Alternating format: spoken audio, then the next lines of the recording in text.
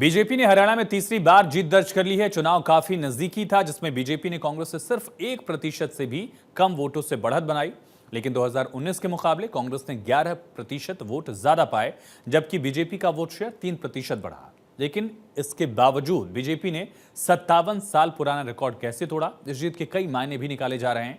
लेकिन इस चुनाव में एक बार फिर बीजेपी और आरएसएस की रणनीति ने तीसरी बार सरकार बनाने में कामयाबी दिलाई है। रिपोर्ट देखिए।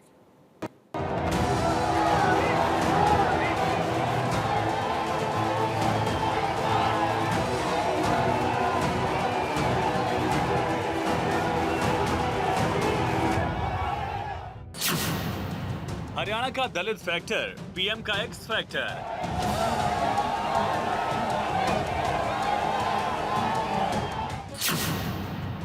संघ के मंत्र से निकली जीत की हैट्रिक।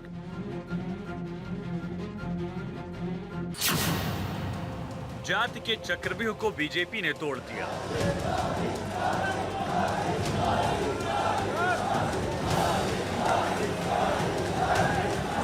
हरियाणा में बीजेपी जीत गई है और न सिर्फ जीती बल्कि 57 साल का रिकॉर्ड भी तोड़ दिया।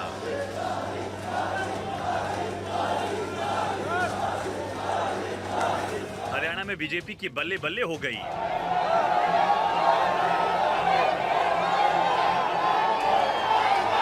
दूसरी ओर कांग्रेस के लिए कहें तो छम से जो टूटे कोई सपना वाला हाल हुआ।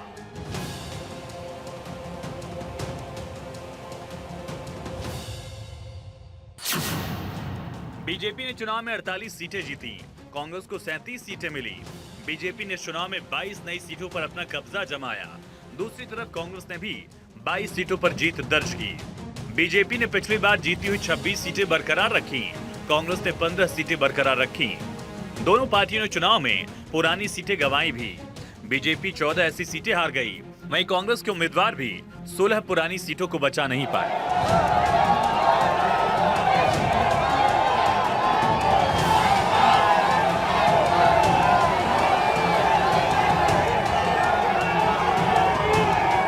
बीजेपी एक बेहद सधी हुई स्ट्रेटेजी के साथ चुनाव में उतरी थी।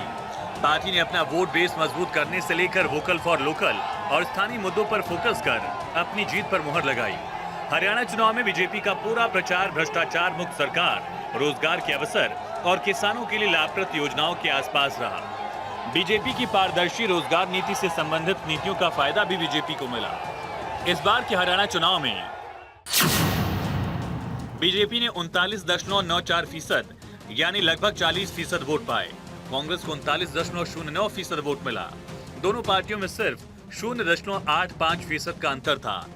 फिर भी बीजेपी ने 48 सीटें जीती, जबकि कांग्रेस सिर्फ 37 सीटें जीत पाई। कांग्रेस ने 11% वोट परसेंटेज बढ़ाया, जबकि बीजेपी का वोट शेयर 3% बढ़ा।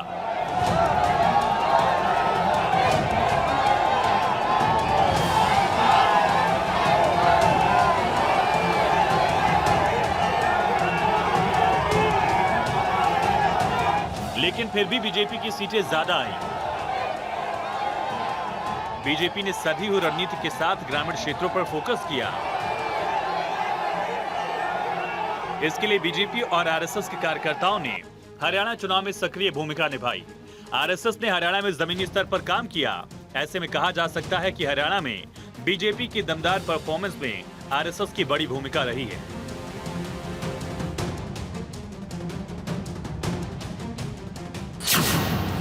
हरियाणा में आरएसएस ने 4 महीने में 16,000 छोटी छोटी सभाएं की। 1 सितंबर को 22 जिलों में 2 बैठक हुई। 7 से 9 सितंबर तक हर विधानसभा क्षेत्र में बैठक हो चुकी थी। 3 दिन तक ताबड़तोड़ 90 बैठकें हुई। आरएसएस ने पारंपरिक तरीके से काम किया। 6,000 गांव में घर घर पहुंचे कार्यकर्ता। कस्बों में लोगों को सरकार की नीतियां बताई, सरकारी योजनाओं की जानकारी पहुंचाई, कमजोर प्रदर्शन वाली सीटों का दौरा किया। चुनाव से ठीक पहले आरएसएस बीजेपी की बैठकें हुई। कैंडिडेट सिलेक्शन, बूथ मैनेजमेंट पर मंथन हुआ।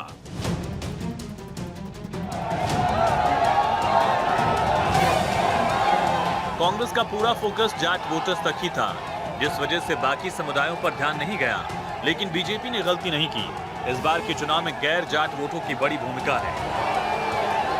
बात अगर बांगर बेल्ट की करें तो बांगर में 19 विधानसभा सीटें आती हैं। बीजेपी के खाते में 6 सीटें आईं, 10 सीट कांग्रेस के खाते में गई। 2 पर इनेलो, 1 सीट पर अन्य ने जीत दर्ज की।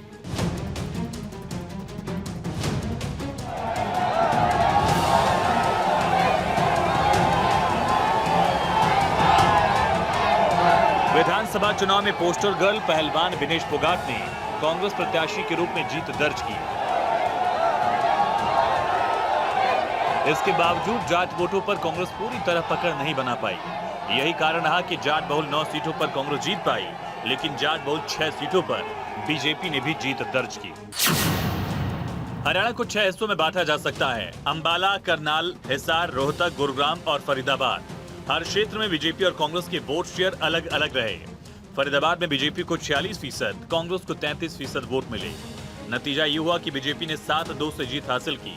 गुरुग्राम में बीजेपी ने 41% वोट हासिल किए, कांग्रेस को 39% वोट मिले, जिससे बीजेपी ने 10-4 से सीटें जीती। हिसार, रोहतक में कांग्रेस ने बढ़त बनाई। हिसार में कांग्रेस को 41%, बीजेपी को 36% वोट मिला। यहाँ कांग्रेस ने 10 में से 7 सीटें जीती। वहीं रोहतक में दोनों पार्टियों को 9-9 सीटें मिली। कांग्रेस ने भले ही 11% वोट बढ़ाए, लेकिन वो बीजेपी के वोट शेयर में सेंध नहीं लगा पाई। बीजेपी ने अपना वोट शेयर 3% बढ़ाया, जो कांग्रेस के लिए बड़ा झटका साबित हुआ।